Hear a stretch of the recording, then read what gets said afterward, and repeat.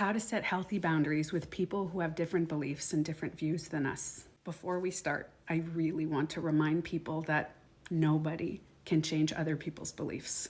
Although we may think other people's beliefs are really toxic and they're not healthy and they're unkind, we still can't change their beliefs, just like other people can't change yours.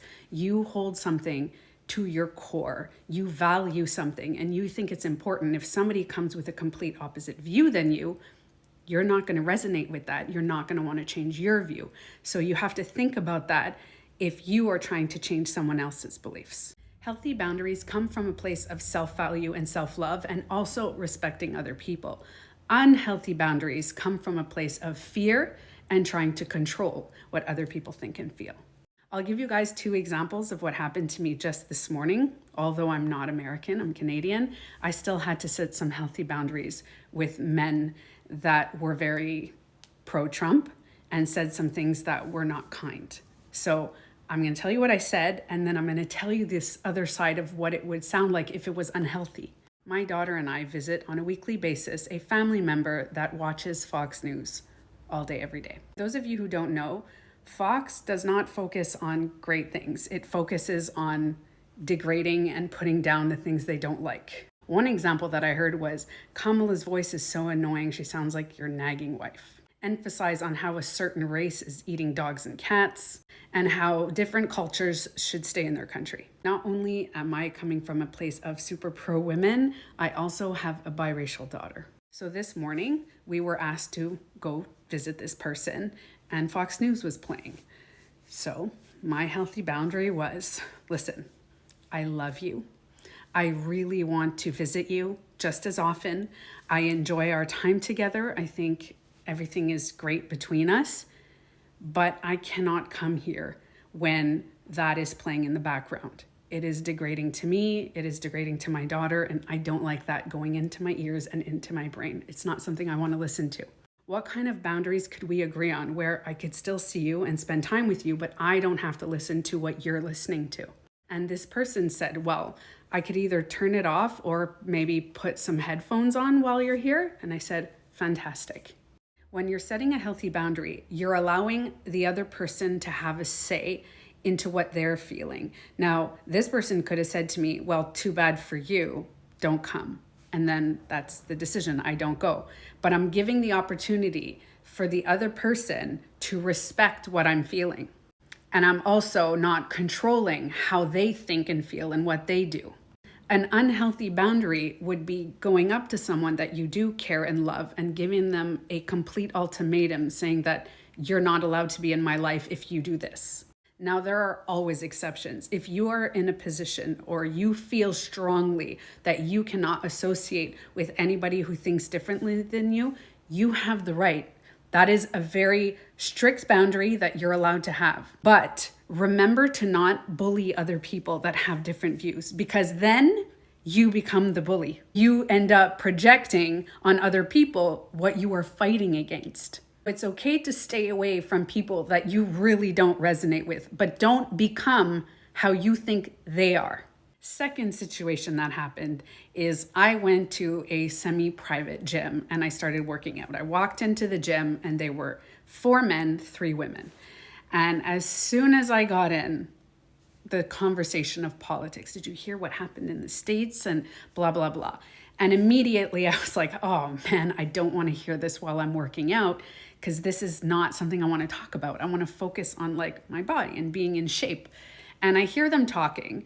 And I knew immediately that I may have to set boundaries if it crosses a limit.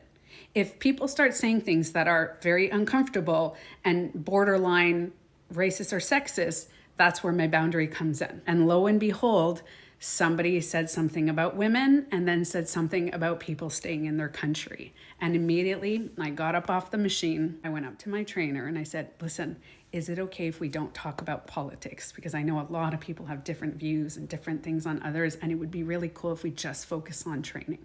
And luckily and kindly, my trainer and the other men respected that. And you know what is one of the unexpected cool things that happened is the 2 women came right beside me after that. One woman started working out with me and she winked at me, and the other one mouthed, thank you. I wasn't mean, I wasn't unkind, I wasn't controlling. I just set a boundary that I'm allowed to have. Now, if somebody doesn't respect our boundaries, that's when consequences come in. And the consequence cannot be controlling other people. We do have to let people know what our consequences are. So in this example, I would have went up to the trainer and let him know that if people keep talking about it, then I'm just gonna have to leave the gym. I cannot control how you guys respond. I can ask you a boundary kindly, and if you respond with more negative and disrespect, then I can only control how I respond. So either I choose to listen to it and block it out or walk away. Either way, those two things are my choice without trying to control other people. And believe it or not, chances are most people do respect our boundaries the first time. Sometimes they need a little extra reinforcing so we could just repeat the boundary. But it is not often that we do have to set consequences. Consequences should never be about controlling other people, about changing their beliefs, changing their values, about debating your point of view and putting it on others. I fully get when some people say, yeah, but their views are damaging. Their views are dangerous. I get that more than you know. When we come from a place of trying to change someone else's views and perspective, we're coming from a place of rigidity and control. And most of the time, pretty much all the time, the other person is going to come back with that same energy. So if you come from a place of self-value and self-love because your feelings matter, your voice matters, you matter, but you do accept that you have to respect that other people have different views than you, then your boundaries and your consequences are going to be a lot healthier and not controlling.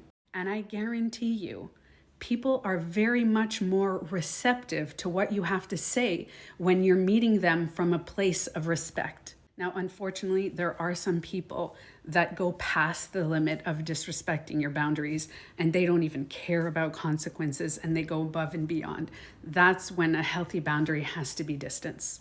So I'm going to repeat this. Healthy boundaries and healthy consequences is not controlling, is not fear, is not anger. It is self-love, self-value, and respecting that other people have the right to feel and think differently than you. And a final reminder, it's much easier to set healthy boundaries with others if you have healthy boundaries with yourself.